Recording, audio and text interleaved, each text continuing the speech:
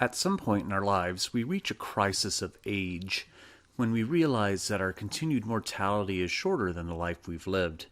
This crisis manifests itself in various ways depending on the quality of our self-awareness and identity. Some people have proverbial midlife crises, trying to recapture their youth before it's too late. Some people fall into deep depression and start drinking. More well-adjusted people embrace their age. Whatever the case may be, anyone who hits their mid-40s will inevitably come to this crisis. It's just a matter of what we do when we get there.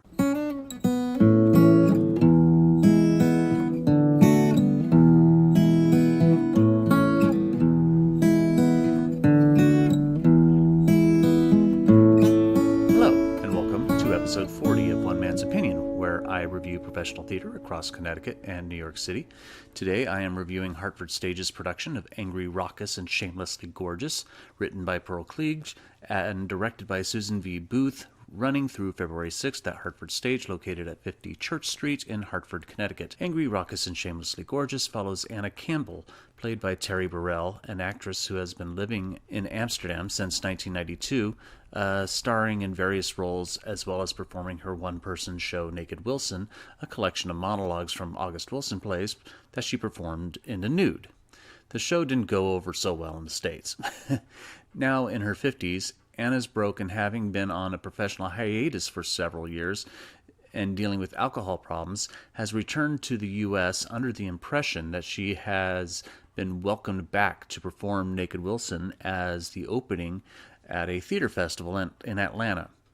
What she doesn't know is that her producer, Kate Hughes, played by Cynthia D. Barker, is only presenting Anna with a Lifetime Achievement Award, while a newer, younger performer, Precious Pete Watson, played by Shakirah Demesier, I apologize, Shakirah, if I screwed up your last name there, will be performing the piece. Kate, with the assistance of Anna's director and close friend Betty Samson, played by Marva Hicks, attempt to break the news to Anna as delicately as possible. Of course, the drama heightens when Kate reveals that Pete is not only younger, she also is an erotic dancer, and her only acting credits are in the porn industry. This is a delightful comedy and a wonderful production. The cast is electric, and the concurrent themes of age and feminism resound throughout. It's no secret that women, particularly women actors, tend to get swept under the rug after a certain age and put out to pasture. When one looks at both stage and screen, older female roles become few and far between, and only the creme de la creme get those roles. The Patti LuPones, the Bernadette Peters, the Helen Mirrens, and the Meryl Streeps. They get the award-worthy roles while most everyone else is picking up the scraps. And notice that there are no black actresses that have been given that kind of legacy.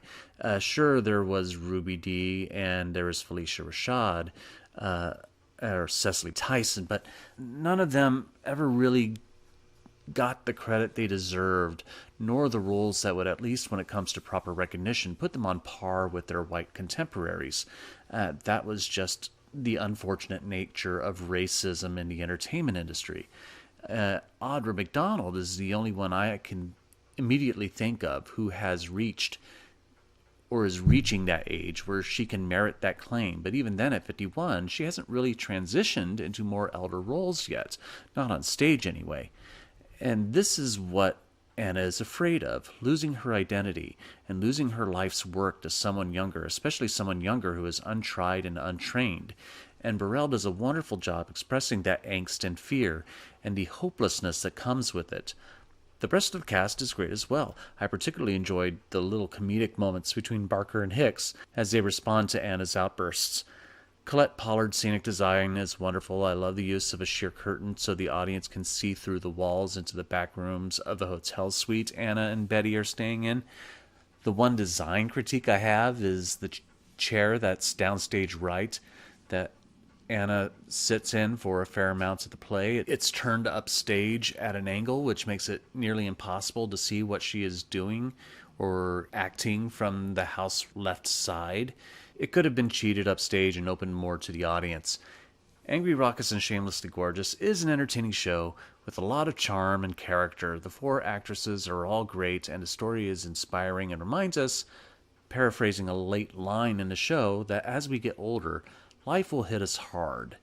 and changes happen that will cause us to hesitate. It's how we respond to and embrace those changes that allow us to keep moving. And that's one man's opinion of Angry, Raucous, and Shamelessly Gorgeous at Hartford Stage, running through February 6th. Leave your opinion in the comments below. Be sure to share, like, and subscribe to get alerts for future reviews. I'll leave a link in the description below as to how you can get tickets online. My next review will be Nickel Mines, a new musical premiering at a Contemporary Theater of Connecticut. Thank you for watching, and I'll see you at the theater.